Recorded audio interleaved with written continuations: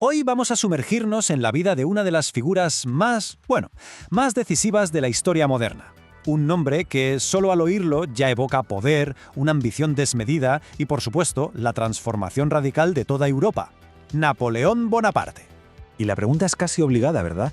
¿Cómo es posible que un hombre, un oficial de una pequeña isla como Córcega, llegase a convertirse en el dueño de prácticamente todo un continente? Bueno, pues vamos a intentar descubrirlo. Para entenderlo bien, vamos a dividir su historia en 5 etapas clave. Primero, veremos su ascenso como un genio militar. Luego, su paso de general a emperador. Después, claro, la cima de su poder, el apogeo. Y de ahí, el principio del fin. Y por último, su legado, que como veremos, es de todo menos sencillo. Empecemos por el principio. ¿Cómo arranca todo esto? Pues como muchas grandes historias, con un joven tremendamente ambicioso que estuvo en el lugar y el momento exactos para cambiar la historia para siempre. A ver, hay que entender una cosa de Napoleón. Él no venía de la gran aristocracia francesa, ni mucho menos. Nació en Córcega, una isla que Francia acababa de anexionar.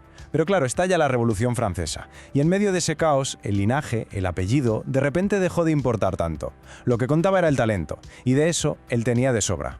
Fue sin duda el escenario perfecto para que su ambición despegara. Y es aquí donde la historia coge una velocidad de vértigo. Solo hay que fijarse en las fechas. En apenas un par de años, sus victorias en Italia lo catapultan a la fama. Y la campaña de Egipto, que militarmente fue un poco de todo, fue una auténtica obra maestra de propaganda. Napoleón entendió muy rápido que para ganar poder no solo basta con ganar batallas, también hay que ganar la opinión pública. Vale, pasemos ahora a ver cómo fue construyendo ese poder, porque la gloria militar era solo el primer paso, ¿eh? El objetivo final de Napoleón era el control total, no solo en el campo de batalla, sino sobre el destino entero de Francia. Y este momento lo dice todo.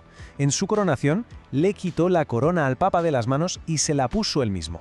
El mensaje era clarísimo, no podía serlo más. Su autoridad no venía de Dios ni de ninguna tradición, venía de su propia voluntad, de sus logros. Era, literalmente, el poder absoluto hecho persona. Con el poder ya totalmente consolidado en Francia, su ambición se desborda y se proyecta sobre todo el continente. Ahora sí, entramos de lleno en la era del Imperio Napoleónico. Este gráfico muestra algo que es sencillamente asombroso. El poder casi total que llegó a acumular.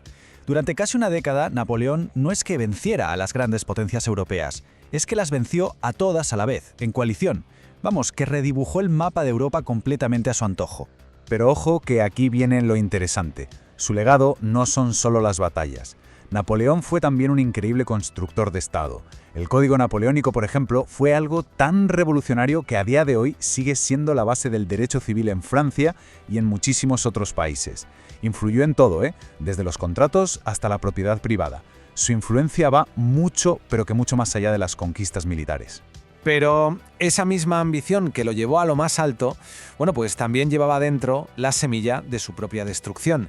Y es aquí donde la historia da un giro dramático.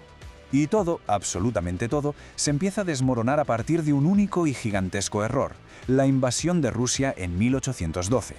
Fue un desastre de proporciones épicas. Su legendario gran ejército quedó aniquilado por el invierno ruso. Por primera vez Napoleón parecía vulnerable, y claro, sus enemigos no tardaron nada en aprovecharlo. A partir de ese momento, el final es vertiginoso, rapidísimo. Su primer exilio, su increíble regreso a Francia para ese periodo que conocemos como los 100 días, y la derrota definitiva, la palabra que todos conocemos, Waterloo. Fue el último acto de un hombre que sencillamente se negó a aceptar el fin de su propia era. Un final que se selló con su muerte en la lejanísima isla de Santa Elena. Entonces, después de todo esto, ¿qué nos queda de Napoleón? Pues nos queda un legado fascinante, una dualidad que todavía hoy sigue generando un debate enorme. Esta tabla lo resume a la perfección. Por un lado tenemos al conquistador, al genio militar, sí, pero cuya ambición sumió a Europa en años y años de guerra. Y por otro tenemos al reformador, el hombre que sentó las bases de la Francia moderna con leyes y con sistemas que, increíblemente, todavía hoy perduran. Y es que, en esencia, eso fue Napoleón. Un líder militar brillante, un político astutísimo y un hombre con una ambición tan desmedida que estuvo a punto de rediseñar el mundo entero a su imagen y semejanza. En el fondo, la historia de Napoleón es el ejemplo perfecto de lo que los griegos llamaban hubris.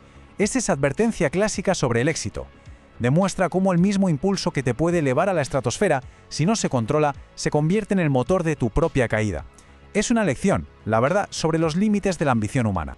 Y esto nos deja con la pregunta final, una que sigue ahí en el aire más de 200 años después. ¿Fue un genio, un visionario que modernizó Europa, o fue un tirano cuya sed de poder la desangró? Quizá la respuesta más honesta es que fue las dos cosas a la vez. El debate, desde luego, continúa.